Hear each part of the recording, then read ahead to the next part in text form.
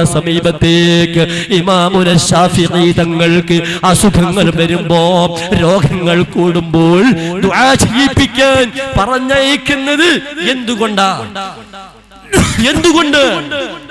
അത് റസൂലുള്ളാഹിന്റെ രക്തമാണ്. അത് ഹബീബുത്ത് മുഹമ്മദ് മുസ്തഫാന്റെ ആ കുട്ടിയായതുകൊണ്ടല്ലേ മുഅ്മിനീങ്ങളെ? നമുക്കെല്ലാവർക്കും ആ നഫീസത്ത് മാലയിൽ അത് കേൾക്കാലോ മുഅ്മിനീങ്ങളെ. ജിഗബരാം ശാഫിഈ ഇമാം എപ്പോഴും മടുത്തേ ചെയ്തിടേക്കും തേട്ടം ഹദീസറയാൽ ദേരീത്തേ. ഒരുപാട് ഹദീസുകൾ, അതുമായി ബന്ധപ്പെട്ട ഒരുപാട് ഹദീസുകൾ നമ്മൾ പഠിച്ചു വെച്ചിട്ടുണ്ട്, നമുക്ക് ലഭിച്ചിട്ടുണ്ട്, നമ്മൾ മനസ്സിലാക്കിയിട്ടുണ്ട്. മികവരിൽ ധീനം ഭവിക്കും ഭിവിയോറടുത്തേ വിട്ടിടും മളെ ശിഫാക്ക് തേട്ടമിൻ ഇടത്തേ. നഫീസത്തുമാല പാടി നോക്കൂ. ആ ഭാഗം എത്തുമ്പോൾ എല്ലാവരും ഒന്നോർക്കണേ, ഇത്രയും വലിയ വിജ്ഞാന സാഗരമായ ഇമാമുന ശാഫിഈ ഒരു മദ്ഹബിന്റെ ഇമാമാണ്. 1300ഓളം വർഷങ്ങൾ കഴിഞ്ഞിട്ടും ആ മഹാനെ പിൻപറ്റിക്കൊണ്ട് ജീവിക്കുന്ന കോടാനുകോടി മുസ്ലിമീങ്ങൾ, 10,000-കണക്കായ ഇമാമുകൾ, മഹാന്മാര്, സ്വാലിഹീങ്ങൾ, എത്ര മഹാന്മാർ ഇന്നും ഇമാമുന ശാഫിഈ തങ്ങളെ ഫോളോ ചെയ്തുകൊണ്ട് ജീവിക്കല്ലേ. ആ മഹാനാണ് ഒരു സ്ത്രീയുടെ സമീപത്ത് പോയിട്ട് ദുആ ചെയ്യിപ്പിക്കുന്നത്. എന്താണ് കാരണം? അവർ ഹബീബിന്റെ രക്തമായത് കൊണ്ടാ. ആരാണ് ഹബീബ്? റസൂലുള്ളാഹ്. അവിടത്തേക്ക് ഒരുപാട് മക്കളെ ഉണ്ടാകുമെന്ന് പടച്ചവൻ പ്രഖ്യാപിച്ച ആയത്താണ് ഇന്നാ അഅ്തൈനാകൽ കൗസർ. നബിയേ, അങ്ങയുടെ ഇബ്രാഹിം എന്ന കുട്ടി മരിച്ചപ്പോ വാല് മുറിഞ്ഞു പോയവൻ, വാലറ്റവൻ എന്ന് പറഞ്ഞിട്ട് അനന്തരാവകാശികളില്ലാതെ, പിൻഗാമികളില്ലാതെ തോറ്റുപോയല്ലോ മുഹമ്മദ് എന്ന് പറഞ്ഞ് കളിയാക്കി ദുഷ്ടനുണ്ടല്ലോ. ആ ദുഷ്ടന് മറുപടി കൊടുക്കാൻ വേണ്ടിയിട്ട് പടച്ചവൻ ഇറക്കിയ ഖുർആനിലെ ഏറ്റവും ചെറിയ സൂറത്താണ് ഇന്നാ അഅ്തൈനാകൽ കൗസർ. സുബ്ഹാനല്ലാഹ്. നബിയേ, അങ്ങേക്ക് നമ്മൾ ഒരുപാട് അനുഗ്രഹങ്ങൾ തന്നിരിക്കുകയാ. ധാരാളം എന്ന് പടച്ചവൻ പറയുമ്പോ ഈ ദുനിയാവ് മുഴുവനും ഒരു ഈച്ചയുടെ ചിറകിന്റെ അത്ര പോലും ഇല്ല എന്ന് ഹബീബ് റസൂലുള്ളാഹ്. ഈ ദുനിയാവ് മുഴുവനും ഒരു ഈച്ചയുടെ ചിറകിന്റെ സ്ഥാനം പോലും ഇല്ല എന്ന് അല്ലാഹുവിന്റെ ഹബീബ് പഠിപ്പിക്കുമ്പോൾ അല്ലാഹ് പറയുന്നു ഖുൽ മതാഉദ് ദുനിയാ ഖലീൽ. പറയൂ നബിയേ, ഈ ലോകം മുഴുവനും, ഈ ദുനിയാവ് മുഴുവനും വളരെ കുറച്ചാണ് നബിയേ. എന്തൊക്കെയാ ഈ ദുനിയാവിൽ? സുബ്ഹാനല്ലാഹ്. ഒരൊറ്റ ബിൽഡിങ്ങിന്റെ വില എത്രയാണ് സഹോദര? ബുർജ് ഖലീഫയുടെ വില എത്രയാണ് സഹോദര?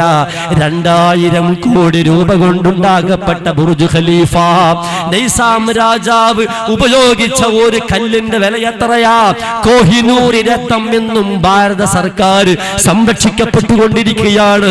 കോടിക്കണക്കിന് വിലയുള്ള രക്തങ്ങളെ, കല്ലുകളെ കേവലം നമ്മുടെ ഹൈദരാബാദ് ഭരിച്ച നൈസാം രാജാവ് ഉപയോഗിച്ച ഒരുപാട് കോടിക്കണക്കായ പണത്തിന്റെ വിലയുള്ള കല്ലുകളിൽ 2000 കോടി വിലയുള്ള കല്ലുകൾ നമ്മുടെ കേന്ദ്ര സർക്കാർ ഇപ്പോൾ സംരക്ഷിച്ചു കൊണ്ടിരിക്കുകയാ. കേവലം ഒരു കല്ലിന്റെ വില 2000 കോടി, കേവലം ഒരു ബിൽഡിങ്ങിന്റെ വില 2000 കോടി ദിർഹം, ഡോളർ. എങ്കിൽ ഈ ദുനിയാവിന്റെ മൊത്തം വില, ഈ കാണുന്ന ദുനിയാവ് മുഴുവനും അല്ലാഹ് പറയുന്നു ഖുൽ മതാഉദ് ദുനിയാ ഖലീൽ. ഈ ദുനിയാവ് മുഴുവനും വളരെ തുച്ഛമാണ് നബിയേ, കുറവാണ് നബിയേ, വളരെ ചുരുങ്ങിയതാണ് നബിയേ എന്ന് അല്ലാഹ് പറഞ്ഞെങ്കിൽ ആ അല്ലാഹുവാണ് പറയുന്നത് ഹബീബേ, അങ്ങേക്ക് ഞാൻ തന്നിരിക്കുന്നത് ധാരാളമാ. ഏതാണ് ഈ ധാരാളം? ഏതാണ് ഈ ധാരാളം? ഔലാദു റസൂലില്ലാഹ്. ഇമാം റാസി തങ്ങൾ അതിലേക്ക് നൽകിയ ഒരു തഫ്സീറാണ് അല്ലാഹുവിന്റെ ഹബീബ് മുത്ത് മുഹമ്മദ് മുസ്തഫ സല്ലല്ലാഹു അലൈഹി വസല്ലം തങ്ങളുടെ കുടുംബങ്ങൾ, കുട്ടികൾ, അഹ്ലു ബൈത്ത്, സുബ്ഹാനല്ലാഹ്, അവർ വലിയ സമ്പത്താണ്, അവർ വലിയ മുതലാണ്, അവർ വലിയ നേട്ടമാണ്, അവർ വലിയ മാണിക്യക്കല്ലുകളാണ്, അമൂല്യങ്ങളാ, അവർ രത്നങ്ങളാ, വിലയില്ലാത്ത, വില പറയാൻ കഴിയാത്ത രത്നം. അല്ലാഹുവിന്റെ ഖുർആൻ പഠിപ്പിച്ചില്ലേ മുത്ത് മുഅ്മിനീങ്ങളെ? ആലോചിച്ചു നോക്കൂ. അതുമാത്രമാണോ? ഹൗദുൽ കൗസർ ആർക്കാണ്? സ്വർഗത്തിൽ പ്രത്യേകമായ ഒരു പുഴ ആർക്കാണ്? ആർക്കാണ് ശഫാഅത്തുൽ ഉലമാ? ആർക്കാണ് അർശ്? ആർക്ക് വേണ്ടിയാണ് കുർസ്? ആർക്കാണ് ഈ ദുനിയാവ്? ആർക്കാണ് നാളെ പരലോകത്തിൽ നേട്ടങ്ങള്? ആർക്കാണ് സ്വർഗം? ആലിമീങ്ങൾക്കൊപ്പമുണ്ടാകും മുഅ്മിനീങ്ങളെ. അപ്പോഴെന്ത് മനസ്സിലായി? നൂറുൻ അലാ നൂർ, പ്രകാശത്തിന്റെ മേൽ പ്രകാശം എന്ന് ഹബീബ് റസൂലുള്ളാഹ് തങ്ങളെ പറ്റി പറഞ്ഞ പോലെ അവിടുത്തെ ഈ കിടക്കുന്ന പേരക്കുട്ടിയെ പറ്റിയിട്ട് നമുക്ക് പറയാം സ്വാലിഹീങ്ങൾ പെട്ടവരാണ്, സാദാത്യങ്ങൾ പെട്ടവരാണ്, ആലിമീങ്ങൾ പെട്ടവരാണ്. അതുകൊണ്ട് എന്റെ ശബ്ദം കേൾക്കുന്ന ഈ മലമേടുകളും മലയിടുക്കുകളുടെ ഇടയിൽ താമസിക്കുന്ന, ഒരു കാലം ശിർക്കിന്റെ കുഫറിന്റെ സ്വാധീനം കൊണ്ട് കഷ്ടപ്പെട്ട വേദനിച്ച ബേജാറായ ഈ ഒരു സമൂഹത്തിന്റെ ഇടയിലേക്ക് കയറി വന്നുകൊണ്ട് ഇന്നത്തെ ആധുനിക സൗകര്യങ്ങളോ വാഹന സൗകര്യങ്ങളോ ഭക്ഷണ സൗകര്യങ്ങളോ ഒരു ഭൗതിക സൗകര്യങ്ങളോ ഇല്ലാത്ത കാലഘട്ടത്തില് തന്റെ ദുനിയാവും ആഗ്രഹങ്ങളും എല്ലാം മാറ്റിവെച്ചുകൊണ്ട് ഈ നാട്ടിലുള്ള പാവപ്പെട്ട മിസ്കീന്മാരോടൊപ്പം ചേർന്ന് ഇരുന്നു കൊണ്ട് നിങ്ങൾക്ക് ഹിദായത്തിന്റെ വെളിച്ചം പറന്ന ഫഖ്റുദ്ദീൻ തങ്ങൾ ഒരു ആലിമും കൂടെയാണ് എന്ന് ഈ ദുഃഖെടുക്കത്തല്ല എന്റെ പ്രിയപ്പെട്ട സഹോദരങ്ങൾ മനസ്സിലാക്കുമ്പോ നിങ്ങൾ വലിയ ഭാഗ്യവാന്മാരാ. ആര്? ഈ പ്രദേശത്തുള്ള 30 വീടാണെങ്കിൽ 30 വീട്, അത് 3000 വീടിന്റെ സ്ഥാനത്താണ്. സംശയം വേണ്ട, നിങ്ങൾ വലിയ ഭാഗ്യവാന്മാരാ. അതുകൊണ്ട് ഓർമ്മപ്പെടുത്തുന്നു, ആ മഹാൻ തീർച്ചയായും നാളെ നിങ്ങളോടൊപ്പം, നാളെ നമ്മളോടൊപ്പം മഹ്ശറിൽ നമുക്ക് വേണ്ടി ശുപാർശകരായി കടന്നു വരുമ്പോൾ നമ്മുടെ ഭാഗത്ത് നിന്നൊരു ചെറിയ ഹെൽപ്പിംഗ് അതുണ്ടാവണം.